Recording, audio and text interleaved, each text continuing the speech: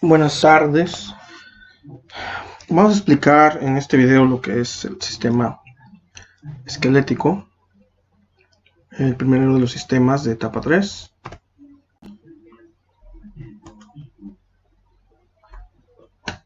Para empezar, un sistema esquelético para nosotros los humanos es algo que nos da soporte, protección y algunas otras funciones. Sin embargo, no somos los únicos que tenemos un sistema que nos permite esto. Algunos organismos, como los invertebrados, en este caso un cefalópodo, conocido como sepia, o cualquier otro animal de este tipo, invertebrados como las babosas, los caracoles, los pulpos o los calamares, no tienen huesos ni tienen partes rígidas. Sin embargo, su forma, su estructura y su rigidez la obtienen porque cada una de sus células están llenas de líquido, de su propio citoplasma de cada célula, lo que los mantiene firmes. Y con eso es suficiente. Aparte de que se mueven en ambientes acuáticos, no necesitan una estructura tan rígida como quienes estamos en ambientes terrestres. Por otro lado, tenemos plantas, árboles, helechos, cactus, cualquiera de ellos, pueden mantener una estructura y pueden estar protegidos, no porque tengan un esqueleto en sí, sino porque cada una de sus células es rígida. Habíamos visto en células vegetales que tienen pared celular, la cual contiene lignina, celulosa, hemicelulosa, o en el caso de hongos, quitina, que les permite que cada una de sus células sea rígida. Así que el soporte que tienen estos organismos es gracias a que cada célula es rígida. También tenemos otro tipo de invertebrados, como lo son artrópodos, insectos, crustáceos, arácnidos, que tienen algo llamado exoesqueleto. El nuestro, el de los vertebrados, es un endoesqueleto, pero el de ellos es exo, que aquí ¿qué significa? Que está por fuera, ¿sí? Un organismo como lo sería una cucaracha o como lo sería un cangrejo, todas sus partes internas son suaves y son tan suaves que sucumbirían ante la gravedad. Sin embargo, por fuera tienen una especie de caparazón o armadura llamada exoesqueleto que les permite tener esa rigidez y protección. Ahora, en cuanto a los vertebrados, donde entramos nosotros, ahí tenemos un endoesqueleto, un sistema de piezas endurecidas que nos permiten tener tanto una postura erguida, una forma definida, como proteger algunas partes de nuestro cuerpo o bien darle algunos usos. Nos vamos a centrar en esta parte, en la parte de esqueleto de los vertebrados y más propiamente esqueleto de hueso. Bien, ¿cuáles son las funciones de nuestro sistema esquelético? Primero que nada, protección y soporte, que son las dos más obvias. Soporte, porque tenemos toda esta parte de aquí, conocida como columna vertebral, que hace que nuestro cuerpo se mantenga erguido, que los órganos que están en la parte posterior, perdón, en la parte superior como cabeza o pecho, no caigan hacia el suelo por gravedad, sino que esto nos mantiene firmes, como las columnas de un edificio mantienen todo en su lugar, lo que está arriba arriba y lo que está abajo abajo. Protección. Bueno, tenemos dos grandes cajas, dos grandes compartimentos que están rodeados de este sistema esquelético y que protegen a los órganos que están adentro. El primero de ellos es el cráneo. Está compuesto por una serie de placas óseas que protegen un órgano muy importante que está dentro de él, llamado cerebro,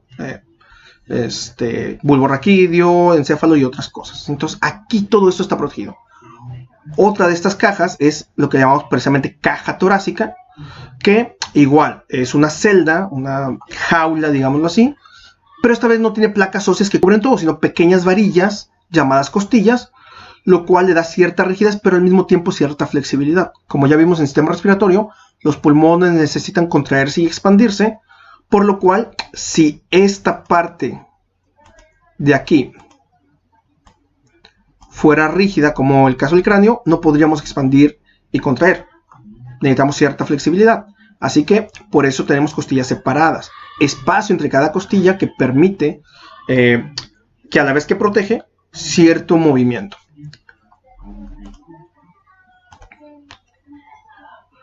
Otra función es la de movimiento, ¿sí? El sistema esquelético no mueve cosas, no sirve para mover directamente, pero sirve para auxiliar en el movimiento. Aquí tenemos huesos, aquí, aquí o acá, que son rígidos, no tienen movimiento, sin embargo, como podemos ver, están anclados o sujetos por paquetes musculares, que esos sí son los que van a mover. Entonces, el esqueleto no me sirve para moverme directamente, sino que es auxiliar en el movimiento. Junto con los músculos es que podemos producir ese movimiento. También almacena minerales. Tenemos una gran cantidad de distintas sustancias en el cuerpo, pero los huesos son de las cosas más sólidas que tenemos en el cuerpo. Nuestras células están compuestas en más de un 80 o 90% de agua, pero las que están en los huesos no, tienen muy poca agua. Si podemos ver, tienen un 25% de agua, porque son más deshidratadas, más secas, pero el resto está compuesto por cosas como fosfato o carbonato de calcio, la mayor parte de ello. Por eso necesitamos tanto calcio para formar hueso. O bien materia orgánica de otro tipo, como algo que vamos a ver más adelante, llamado médula ósea, donde se producen células sanguíneas. Y que esa es la otra función, producción de células sanguíneas o células hemáticas.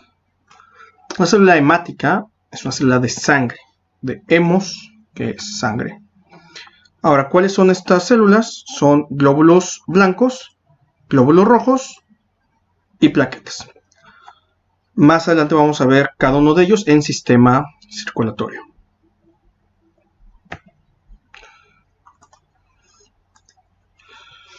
Un tema que no viene en el libro es unas partes llamadas fontanelas. Lo que sí menciona el libro es que un bebé tiene más huesos que un adulto. Esto es porque algunos huesos se fusionan con el tiempo. Los humanos nacemos con muchos huesos, pero algunos de ellos van funcionándose, haciendo que de 2 huesos se forme uno, o de 3 o 4 huesos se forme uno. Podemos ver esto en unas partes llamadas fontanelas, que serían este hueco de aquí. El cráneo está formado por huesos planos llamados placas craneales. Aquí tenemos, esta es una placa, esta es otra placa, esta es otra placa, y se van uniendo. Sin embargo, cuando nacemos, no nacemos con estas placas fusionadas completamente. Existen lugares en donde las placas no se han fusionado. Ese tipo de lugares se llaman fontanelas. Hay en todo el cráneo, que tenemos la fontanela esfenoidal, la mastoidea y la fontanela anterior. Estos lugares tienen la función de permitir una deformación del cráneo y permitir también que siga creciendo el cerebro. Cuando el bebé nace, la cabeza es tan grande que no cabría por el canal de parto, es decir, por el cuello uterino. Así que podría quedarse atascado. Sin embargo, estas partes permiten una pequeña deformidad.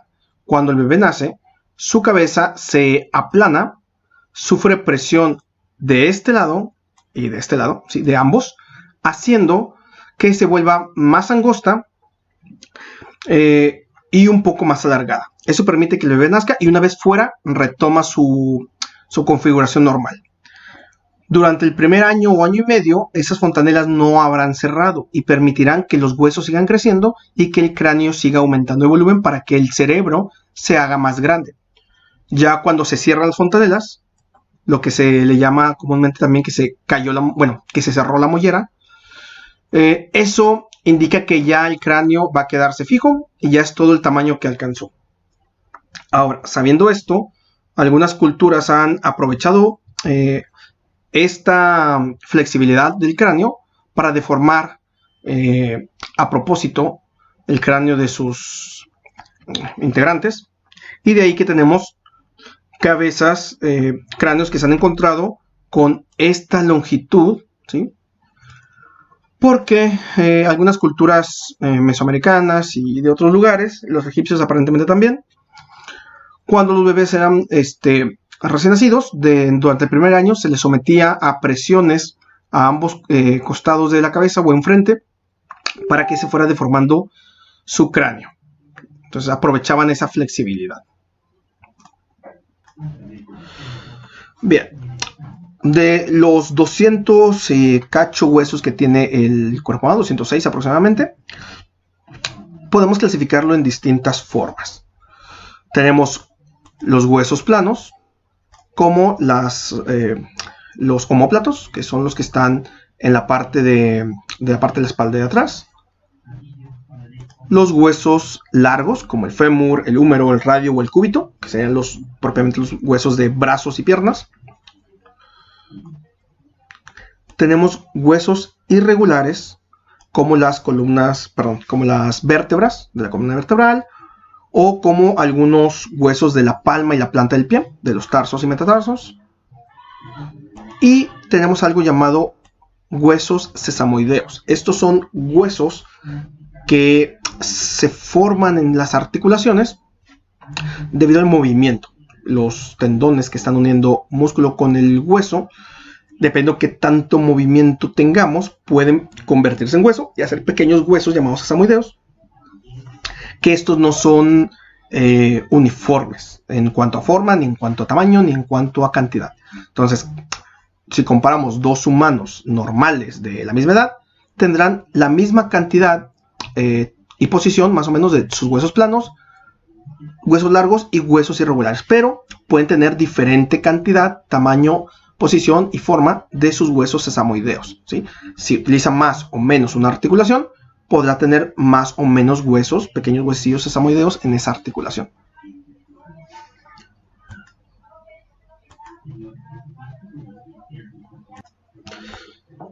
El hueso está formado por material como fosfato de calcio, carbonato de calcio, proteínas como el colágeno y otras que le dan la firmeza al mismo tiempo que cierta flexibilidad. Todo este material se le conoce como matriz ósea. Ahora, vamos a ver diferentes células que componen el hueso y su función o su relación con esta matriz ósea. Las primeras que tenemos son las células osteógenas, células que están en las partes del hueso que se va formando o que necesita ser nuevo hueso. Son células que no tienen una función propia. Su función más bien es convertirse en otra célula. Es decir, si necesitamos más células de cierto tipo, las células osteógenas se van a convertir en esas células. Principalmente, las células osteógenas se van a convertir en esto de aquí, llamado osteoblasto. Un osteoblasto es una célula que sintetiza matriz ósea, es decir, una célula que produce hueso. Va a estar utilizando el fosfato, el fósforo, el calcio, el carbono, las proteínas como colágeno y todo eso para formar hueso. Así que cada que el hueso esté creciendo o se esté renovando es porque hay uno o varios osteoblastos trabajando. Si el osteoblasto ya creó suficiente hueso, empieza a crear hueso a su alrededor. Esto hace que se encierre en hueso, se encierre en matriz ósea, hasta que queda completamente cubierto y ya no se puede mover. En ese momento, el osteoblasto pasa de ser osteoblasto a convertirse en osteocito. Un osteocito es una célula de hueso madura que su función ya no es producir más hueso, simplemente mantener en buen estado el hueso que ya formó a su alrededor, mientras que otros osteoblastos siguen formando hueso en otras partes. Tenemos también otras células llamadas osteoclastos, que son estas de aquí. Su función es completamente contraria a la del osteoblasto, es decir, esta destruye hueso. Necesitamos células que construyan hueso y células que destruyan hueso.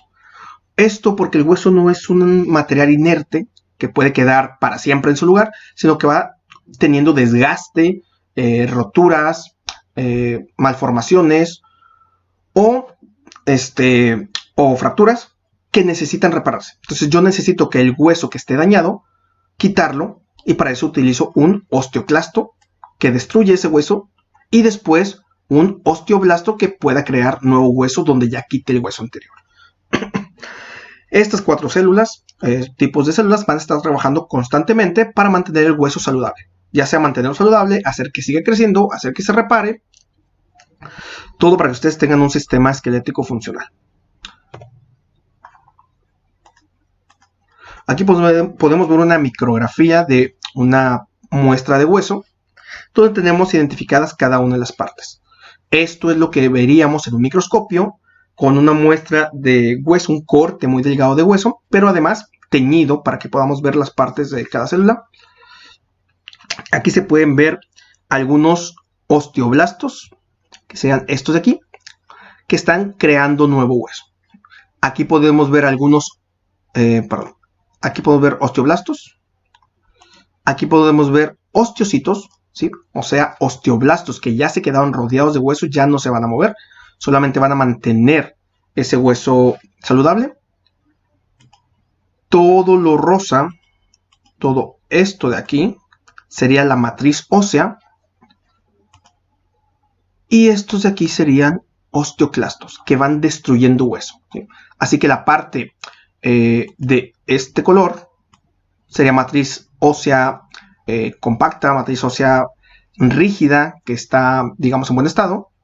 Pero todo esto sería matriz ósea que está siendo destruida por los osteoclastos y que después los osteoblastos van a construir para poder repararlo.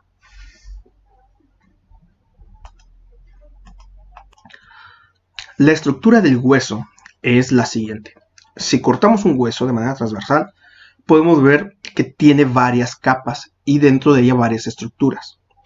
Para empezar, el hueso, a pesar de que parezca un elemento muerto o inerte del cuerpo, en realidad tiene funciones vitales, lleva a cabo metabolismo al igual que el resto del cuerpo, pero para ello necesita flexibilidad, necesita movimiento, necesita formas en las cuales elementos entren y salgan, ¿sí?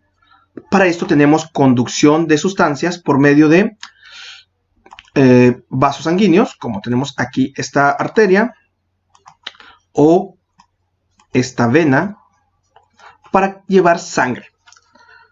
Hay células vivas dentro del hueso que necesitan constantemente nutrientes, por lo cual las arterias van a llevarles sangre con oxígeno, con azúcar, con calcio, fosfato, para que puedan nutrirse y puedan trabajar. Pero también esas células van a estar produciendo desechos, así que necesito una vena en la cual se esté depositando todo el dióxido de carbono, la urea, la bilirrubina, todo lo que se produzca como desecho para mandarlo fuera. A través de estos canales viajan tanto arterias como venas y también nervios. Es decir, no solamente necesito llevar sustancias, sino que necesito también un nervio. Un nervio va a llevar señales, información sobre el hueso. ¿Qué tipo de información? Pues principalmente dolor. El cuerpo humano necesita protegerse y si un hueso se rompiera, se torciera o se flexionara más de lo debido, necesitamos saberlo. Si ustedes pisan de alguna manera en la cual su pie se torció de más o están sintiendo por alguna razón que se está doblando su articulación, su hueso en formas que no debería, los nervios van a llevar toda esa información a su cerebro para que sepan que algo está mal, ¿sí? Y dejen de hacerlo. Es decir, ese dolor en realidad es una señal de que algo está ocurriendo que no debería y ustedes, si pueden, dejar de hacerlo. Si un hueso se está doblando de una manera que no debería, si un hueso se rompió y no tenemos nervios que lleven esa señal, podríamos andar con el hueso roto o seguir flexionando lo demás y podríamos lastimarnos. Así que el dolor nos ayuda a dejar de hacerlo. Estos canales se conocen como canales de Havers o conductos de Havers y son túneles por los cuales pasan todas estas estructuras, estos canales de comunicación, nervios, arterias y venas. Tenemos también que el hueso se va a estar formando en estructuras cilíndricas llamadas ostionas. Todo esto, este cilindro, es una ostiona. Está conformado por capas circulares concéntricas de matriz ósea. Y cada uno de estos partes un poco más oscuras que vemos ahí son osteocitos que están formando hueso alrededor. Viendo las capas de adentro hacia afuera del hueso, tenemos que los huesos por fuera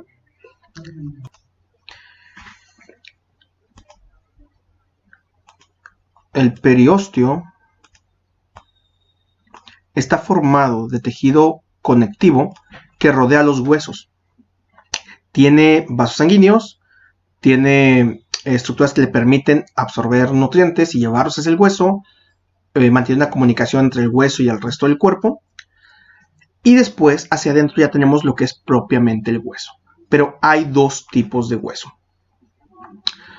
El hueso que está entre el periósteo y la parte central de ese lugar se conoce como hueso compacto. Hacia el centro ya tenemos algo llamado hueso esponjoso. Es el mismo material, sin embargo, tiene espacios vacíos, bueno, vacíos entre comillas, espacios que no están llenos de hueso, lo cual hace que tenga una apariencia esponjosa. Aquí podemos ver esa parte de hueso compacto, también llamado hueso denso, y la parte de hueso esponjoso, o también llamado hueso tabercular. Si ustedes toman una costilla, una corte de carne de las costillas, podemos ver que tiene estos dos, ¿sí? Normalmente si comen carne y toman la costillita, tiene varios huesos que se puede ver que tienen un aro de hueso compacto y el centro está esponjoso, se siente rasposo, se siente áspero, precisamente porque son cada uno de esos orificios que tiene, ¿de acuerdo? Después vemos qué es lo que hay dentro de cada poro, porque no es aire, tiene una sustancia llamada médula.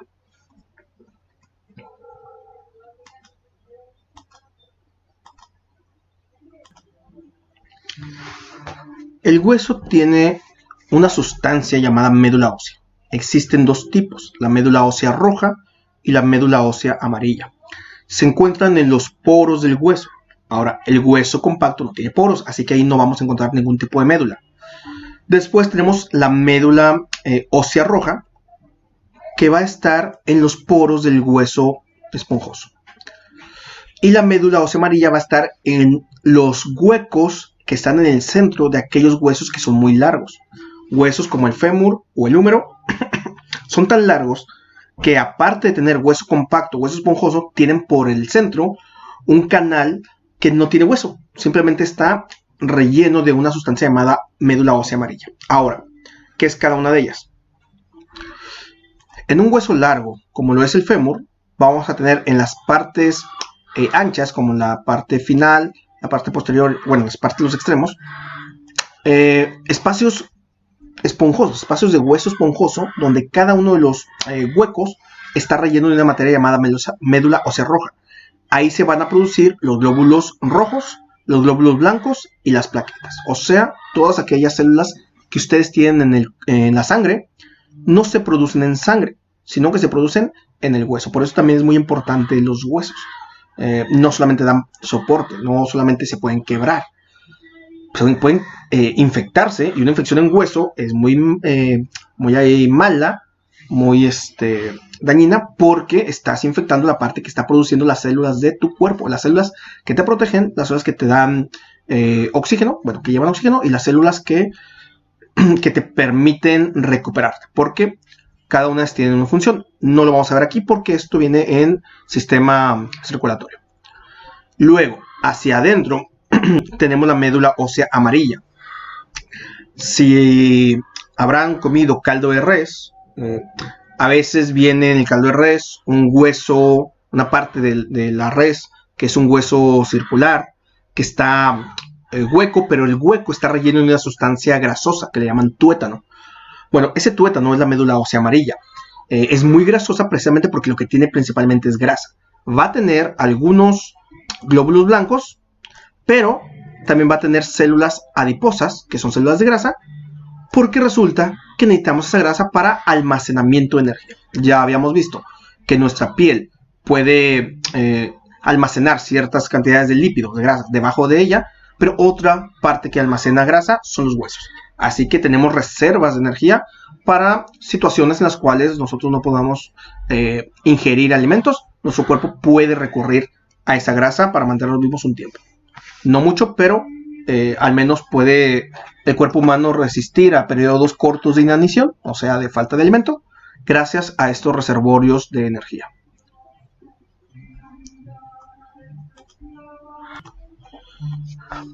El esqueleto completo lo podemos clasificar en dos partes. De todos los huesos que tenemos, 80 de ellos componen lo que conocemos como el esqueleto axial, que está aquí marcado en amarillo. Cráneo, columna vertebral, costillas, omóplatos y cadera son parte de ese esqueleto axial, es la parte central del cuerpo. Son huesos centrados en el eje del cuerpo. Su función es la de soportar el peso, mantener erguido el cuerpo, y algunos de ellos, como cráneo y costillas, para protección de órganos internos. El resto de huesos están ubicados fuera del eje central del cuerpo y serían esto que está en azul, conocido como esqueleto apendicular. Apendicular viene de apéndice. Un apéndice es algo que sale, para efectos de este tema, algo que sale de la parte central del cuerpo, así que está en lo que llamamos miembros, brazos y piernas. Tenemos muchos más huesos ahí porque algunas partes, como las manos y los pies, tienen grandes cantidades de huesos pequeños. Las funciones son ser partes anexas al cuerpo, no vitales, ¿sí? No tenemos órganos vitales dentro de brazos y piernas. Perfectamente podríamos vivir con brazos y piernas amputados, pero difícilmente si tenemos un daño en la parte central o si se daña alguno de los huesos del esqueleto axial. Está compuesto por extremidades y cinturas, ¿sí? Una extremidad sería algo que sobresale del cuerpo, y una cintura, una parte donde se adelgaza una parte del cuerpo, como por ejemplo el codo o la muñeca serían cinturas. Y la función es principalmente motriz. Si tomamos en cuenta un ser vertebrado normal, natural, silvestre, es decir, una especie cualquiera, su función es moverse. Pero nosotros, los humanos, tenemos una función distinta. Dos de nuestras extremidades sirven para moverse, para caminar, son las piernas, pero las otras dos sirven para diferentes funciones. Nuestros brazos están adaptados no solamente para movernos, si quisiéramos podríamos movernos en 4 patas o trepar, pero también están adaptados para cargar, para sujetar o manipular cosas, cosa que no todos los organismos vertebrados tienen. En el caso de los caballos, vacas, chivas o perros, sus 4 extremidades son para movimiento, pero en el caso de humanos y primates en general, aunque también algunas ardillas, mapaches u otros, sus extremidades anteriores, brazos, están hechos para sujetar, manipular cosas. Las articulaciones son aquellos lugares en donde 2 o más huesos se unen y no necesariamente tiene que haber movimiento. Tenemos una clasificación principal de 3 tipos de articulaciones. La primera son las articulaciones llamadas fijas o inmóviles, en las cuales son huesos entrelazados que tienen una movilidad nula. ¿Dónde encontramos esta? En las placas craneales. Cada una de estas placas craneales es un hueso independiente que se fusiona con el siguiente. Aquí podemos ver una línea llamada sutura craneal, que es la parte donde 2 placas craneales se unen y se entrelazan tan estrechamente que no se mueven. Si ustedes pueden comprobarlo, pueden sujetarse al cráneo, pueden hacer presión sobre una parte y otra u otra de su cráneo y no se deforman. Están tan fijamente, tan fuertemente entrelazadas que no hay movimiento. Por eso se les llama articulaciones inmóviles.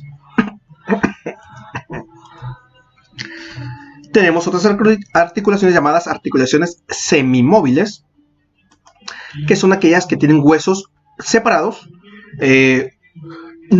lo suficiente como para que haya movimiento entre ellos, pero un movimiento limitado. Ya sea que esté limitado en cuanto a la dirección, que solo se muevan en una dirección, o limitado en cuanto a la amplitud de movimiento. Para saber qué tanto se mueve una articulación, podemos medirlo en grados, ¿sí? Qué tantos grados se mueve un hueso con respecto a otro, formando un ángulo. Y como ejemplo de articulaciones semimóviles, tenemos las articulaciones de las vértebras de la columna. Ustedes pueden enderezarse, ¿sí? Erguirse o doblarse, moverse de un lado a otro, lo que es el cuerpo, y cada una de sus vértebras se va a estar moviendo, pero es muy poco, ¿sí? Es un ángulo muy pequeño el que forma un hueso con respecto al otro. Si lo vemos ya todo el movimiento conjunto de todas las diferentes vértebras que tenemos, sí podemos doblarnos en ángulos significativamente mayores, pero es porque cada una de las vértebras se está doblando a su vez. El movimiento en realidad es reducido. Y después tenemos las articulaciones móviles. Estas son las que más normalmente conocemos con el nombre de articulación. Y aquí tenemos huesos igualmente separados, pero con un movimiento muy amplio entre ellos. Aquí podemos ver un hueso y otro, y la articulación. El hueso se puede mover bastante, como el caso de dedos, pies, codos o rodillas. Estas articulaciones a su vez tienen clasificaciones. La clasificación de las articulaciones móviles no viene en el libro, pero vamos a ver un poco de cuántos tipos de articulaciones móviles hay. Existen articulaciones llamadas articulaciones de bisagra. Repito, es una articulación de tipo móvil conocida como articulación de bisagra, porque al igual que la bisagra de una puerta, se mueve en una sola dirección, hacia adelante y hacia atrás, o como puede ser, cerrando o abriendo. El ejemplo que tenemos es el ejemplo de el codo. Ahí podemos ver cómo abre y cierra, sube y baja. Esta la tenemos en codos y la tenemos en rodillas. Su movimiento es bastante amplio, pero limitado en la dirección, porque solamente se mueve en un solo sentido. Otro tipo de articulación móvil es la de tipo pivote. En este caso tenemos una pieza que gira en torno a otra. La encontramos generalmente en la articulación del codo y la muñeca, ¿sí? de los huesos que van del codo y la muñeca. Aquí tenemos los huesos radio y cúbito. Aquí tenemos el codo. Aquí tenemos la muñeca. Y vamos a ver que tanto este punto como este punto giran sobre su propio eje. Eso se llama articulación de pivote. Ahí se puede ver cómo está girando sobre su eje. Igualmente esta parte de aquí está girando sobre su eje.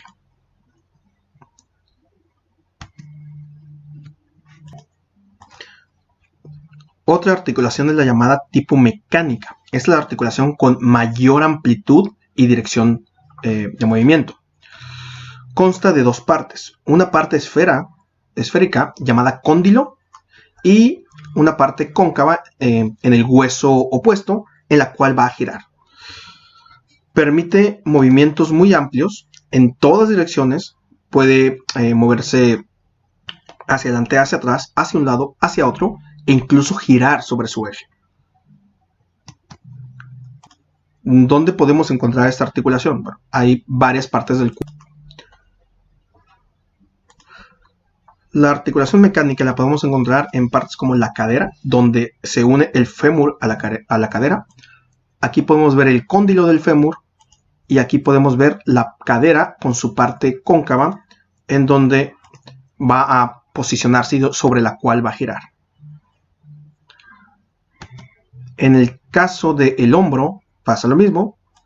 Nuestro húmero tiene una parte esférica, el cóndilo, y el resto del cuerpo tiene la parte en el omóplato, la parte cóncava sobre la que gira. Ahí es donde podemos encontrar estas articulaciones de tipo mecánicas. Existe otro tipo de articulación móvil llamada articulación de silla de montar. Esta es, o se da en lugares donde los huesos tienen la forma precisamente de una silla de montar. Pero no es un solo hueso, sino que son ambos huesos. los dos huesos que están a cada lado de la articulación, tiene esta forma de silla de montar.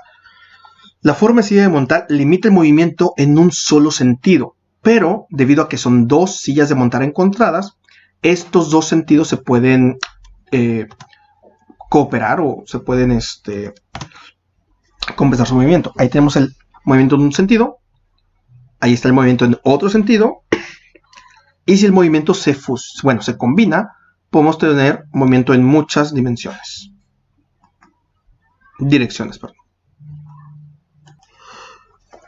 En cuanto a las enfermedades que afectan al sistema esquelético, comenzaremos por las lesiones, lo que sea cuando el hueso se daña. Existe algo que es la fractura, que es la pérdida de continuidad de una pieza ósea, o sea, que se rompe un hueso, de modo que lo que antes era un hueso ahora son dos o más. Las fracturas se clasifican dependiendo su forma. Ahora, en el examen no va a venir porque esto no viene en el libro, solo sepan la definición de fractura, pero es interesante saber cuáles son los diferentes tipos de fractura que hay. Por un lado tenemos la fractura transversal. En este caso, el hueso, un hueso largo, se rompe de manera transversal, de un lado a otro. Es una fractura común. Se ocasiona cuando un hueso sufre presiones en ambos extremos y entonces se parte. Como cuando ustedes toman una vara y la quieren partir, o un lápiz. Tenemos la fractura lineal. Esta es más compleja. Esto se da más que nada por presión. Si el hueso sufre presión, si es aplastado entre dos piezas de algo contundente, algo rígido, puede quebrarse haciendo una fisura a todo lo largo. La fractura oblicua desplazada y no desplazada. Aquí tenemos oblicua desplazada, no desplazada, perdón, y oblicua desplazada. Bueno, algo oblicuo es algo, digamos, en diagonal. Entonces, esta es una fractura que, por la posición del hueso, por la posición en que actuaron las fuerzas sobre el hueso, se partió de manera diagonal, de manera oblicua. Ahora, si la fractura es no desplazada, las piezas se quedan en su lugar, está la línea de fractura donde se separaron, pero digamos que no hay tanto problema. Pero si la persona sufrió la fractura por ciertas fuerzas que hacen que los huesos sigan moviéndose, es decir, si alguien se cayó, algo lo aplastó, pero el movimiento continuó, entonces ambas partes se separan y se tiene lo que es una fractura desplazada, una fractura oblicua desplazada. Cada pieza se mueve hacia un lado y el problema de esto es que como la fractura fue en diagonal, cada pieza queda con una parte puntiaguda. Si la fuerza es demasiada, esta parte puntiaguda va a empezar a abrir músculo e incluso abrir piel y sobresale. Y tenemos lo que se conoce como una fractura expuesta, en la cual el hueso sobresale de la piel y queda expuesta al aire. Ahora, esto es peligroso. No es nada más el hecho de que te rompiste una pierna y es doloroso, sino que la parte expuesta, la parte que quedó al aire libre, puede contaminarse, ¿sí? Puede haber polvo, puede haber, no sé, si alguien cayó en un río, puede haber agua que entre por aquí. Y si trae sustancias como virus, bacterias o parásitos que caigan ahí y contaminen esto, van a contaminar el hueso y van a contaminar la médula ósea. Ya vimos que en la médula ósea se producen glóbulos blancos, rojos y plaquetas. Es muy peligroso esto porque una infección del hueso pues, es más difícil de tratar. Existe también lo que es la fractura espiral. La fractura espiral se da cuando el hueso, una punta del hueso gira en un sentido y la otra punta gira en un sentido completamente distinto. Ahora, ¿es difícil de que esto pase? Bueno, un poco. Pero puede ocurrir cuando alguien va caminando, pisa en un pozo, por alguna razón el pozo es muy pequeño, se entierra el pie, así que queda inmovilizado el pie, ya no puede girar el pie adentro. Pero si la persona iba corriendo, el pie cae, el cuerpo sigue su movimiento hacia el frente y el pie se queda estancado. Así que puede hacer que el cuerpo gire en un sentido, mientras que el pie se queda quieto y pues es como si girara en el otro sentido, así que se fractura de manera espiral, lo cual también es bastante complicado. Esta fractura, llamada fractura de tallo verde, es más común en personas pequeñas, niños que tienen los huesos todavía muy flexibles, y entonces cuando se caen y sufren una fuerza que podría ocasionarles una fractura de tipo transversal, como su hueso todavía es flexible, se parte, pero solamente por fuera. Se llama tallo verde porque es como si ustedes tomaran una rama de un árbol que aún esté verde y le intentan partir, no se va a partir. No es tan fácil que se parta. Por eso se llama así. También puede ocurrir en personas que tengan los huesos débiles, así que no son tan rígidos como para romperse, están un poco flexibles y se hace este tipo de fractura. Y la última es la fractura triturada, que es cuando hay presión, cuando algo muy pesado y rígido cae sobre la parte de la pierna, la tritura y quedan pequeños huesecillos. Esto es más difícil de tratar porque hay que quitar todos los pequeños huesos, no es tan fácil como simplemente acomodarlos. Ahora, si alguien de ustedes se ha fracturado una parte del cuerpo, generalmente son partes, extremidades, huesos largos, porque como son más largos, también es más fácil de hacer palanca y de que se quiebren. Así que lo común es quebrarse tibia, peroné, radio, cúbito, a veces húmero y a veces fémur, aunque también costillas. Habrán visto que se les acomoda los huesos y después se les pone un yeso.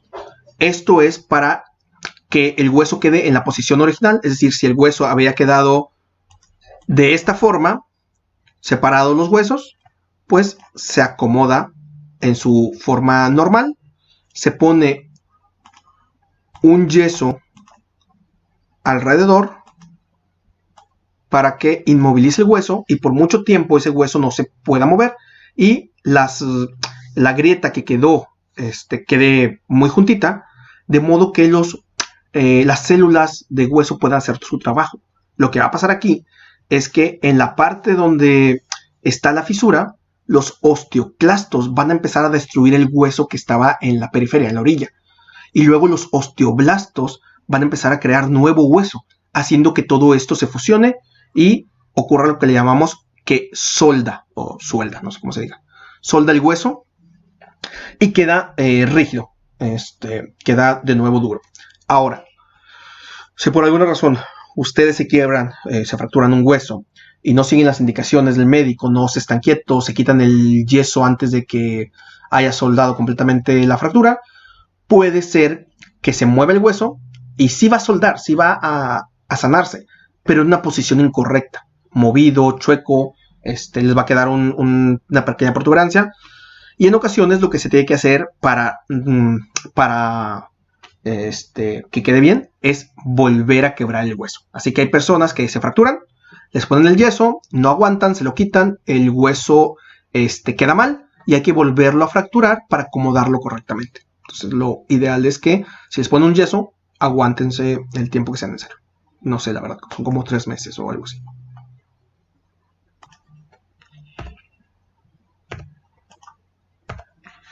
Aquí podemos ver unas radiografías. En este caso se ve una fractura tipo oblicua con desplazamiento. No es un desplazamiento no tan drástico como para hacer una fractura expuesta, pero ahí está el desplazamiento. ¿Qué se tiene que hacer? Se reacomodan los huesos, ¿sí? Se les toma una radiografía como aquí, se ve qué tanto desplazamiento hay, se ve en qué dirección tiene que acomodarse, se acomodan, se pone el yeso y va a soldar con el tiempo.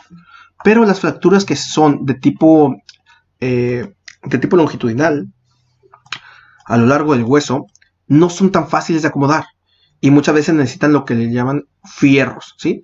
Placas de metal y tornillos que son de un acero llamado acero quirúrgico. Es un acero especial que no se corroe, no se oxida y que no presenta rechazo biológico. Es decir, nuestro cuerpo no lo va a rechazar. Si ustedes entierran un clavo, o si por alguna razón les disparan y la bala se queda adentro, el cuerpo empieza a rechazar ese metal. Empieza a tener reacción ante él, puede hacer que el mismo cuerpo lo vaya sacando si no está muy enterrado, y eso sería un problema cuando les quieren poner a ustedes tornillos o placas de metal dentro, pero Este metal está hecho especialmente para que el cuerpo no lo rechace. Ahora, cuando la fractura es de este tipo, la fractura lineal, necesitamos poner esos clavos para que se quede en su lugar los huesos el tiempo necesario. Y una vez que ya selló, se retiran. A veces no se puede retirar todo, se queda alguna pieza de metal dentro, pero repito, es un metal de acero quirúrgico, así que va a soportar la actividad biológica. Otra enfermedad que afecta al hueso es la osteoporosis. Como el nombre lo indica, osteo viene de hueso. Todo lo que diga osteo u óseo es hueso. Por eso osteoclasto, osteoblasto, osteocito. Y porosis de poros. Es decir, el hueso se hace poroso. Esto va a afectar principalmente al hueso esponjoso. Aquí podemos ver cómo se ve más o menos el hueso esponjoso de una persona saludable, ¿sí? Son vigas, todo esto serían vigas de materia de matriz ósea, vigas gruesas y poros no muy amplios, contra cómo se ve el hueso esponjoso de una persona con osteoporosis. Vigas de materia ósea delgadas y por lo tanto huecos muy amplios. Lo que esto va a ocasionar es fragilidad en los huesos, hacer que esos huesos se rompan más fácilmente. No va a hacer que la persona en automático se quiebre una pierna, simplemente que una persona con osteoporosis va a ser más fácil, va a necesitar menos fuerza para que sus piernas o sus huesos se dañen. Ahora, ¿cómo funciona o por qué pasa la osteoporosis? Nuestro hueso, repito, constantemente se está remodelando. Cuando hay hueso viejo o hueso dañado, los osteoclastos destruyen ese hueso y por detrás vienen los osteoblastos construyendo hueso. Aquí podemos ver cómo funciona. Estos de aquí son osteoclastos que van destruyendo hueso.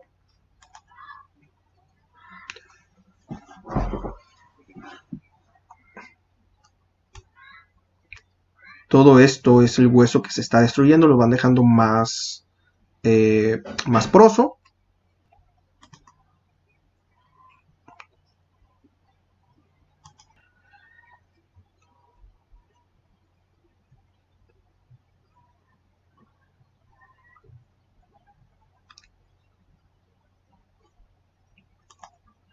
Y aquí tenemos los osteoblastos.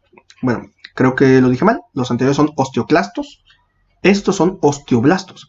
Vienen los osteoblastos detrás de ellos construyendo nueva matriz ósea para recuperar toda la matriz que ya se estuvo perdiendo. Así que la van reconstruyendo, haciendo que se vuelva más fuerte. En una persona con osteoporosis, los osteoclastos trabajan a su velocidad normal, pero los osteoblastos trabajan más lentamente.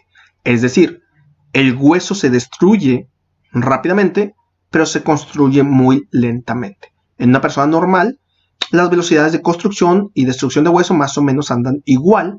Así que si ustedes destruyen X cantidad de hueso en un día, pues construyen más o menos la misma cantidad de hueso en ese día.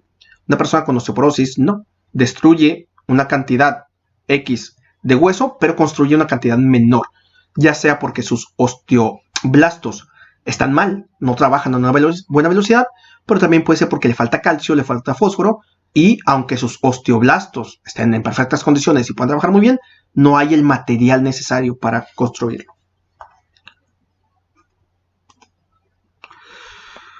La osteoartritis es una enfermedad que, si no me equivoco, tampoco viene en el libro, pero es importante. Con la osteoartritis lo que pasa es que se inflaman las articulaciones. Las articulaciones de cualquier parte del cuerpo, pero afecta principalmente a los dedos, a las articulaciones de las manos. Y lo que va a pasar es que se van a inflamar tanto que se dificulta el movimiento. Y las personas tienen dificultad para cerrar o abrir las manos, también les va a dar problemas con codos, hombros, cadera o rodillas, pero se ve más en articulaciones delgadas y pequeñas como lo son las de las falanges de cada uno de los dedos. Conforme pasa el tiempo, una persona con años de osteoartritis presenta una deformidad en sus manos y en otras articulaciones. Otra enfermedad es la osteogénesis imperfecta. Osteo, que viene de hueso. Génesis, que viene de origen o creación. E imperfecta, ¿sí? Creación imperfecta del hueso. Resulta que la matriz ósea necesita de una proteína llamada colágeno para mantenerse unido, para que todos los elementos del hueso se mantengan unidos y un poco flexibles. Se necesita ese colágeno. Hay ciertas personas que tienen un defecto en su ADN, el cual hace que las instrucciones para construir ese colágeno estén mal. Entonces el colágeno es deficiente, es de mala calidad y sus huesos no son tan rígidos. Por hacer una analogía, esto es como si ustedes quieren construir una pared, necesitan bloques y necesitan cemento. Ambos tienen que ser de buena calidad. Si construimos una pared con bloques de excelente calidad, esos bloques van a ser rígidos, pero si el cemento es de muy baja calidad o fue mezclado con demasiada agua, queda suave, queda flojo y no fragua bien. Entonces, una pared hecha con bloques excelentes, pero con cemento de mala calidad, se va a caer, ¿sí? No va a aguantar mucho. En el caso de los huesos es algo similar. El fosfato de calcio y el carbonato de calcio serían los bloques. El colágeno sería el cemento. Si ese cemento no es bueno, no va a haber la suficiente unión. Personas con osteogénesis imperfectas sufren de huesos muy débiles. Por eso es que se les conoce también como la enfermedad de los huesos de vidrio. Se puede presentar este tipo de deformidades. Esto sería un fémur, una pierna de una persona con osteogénesis imperfecta. Su hueso es tan débil que cuando los niños con esta enfermedad intentan caminar, pues el propio peso del cuerpo hace que sus huesos se flexionen y se pandeen y quedan con sus piernas curvas, ¿sí? Ahora, hay muchos tipos de osteogénesis imperfectas. Creo que son alrededor de 16. Unos muy leves, en el cual la persona simplemente tiene huesos débiles y puede vivir una vida casi normal, pero cuidándose de actividades físicas de riesgo como deportes de contacto. Pero también tenemos los casos muy, muy graves, ¿sí?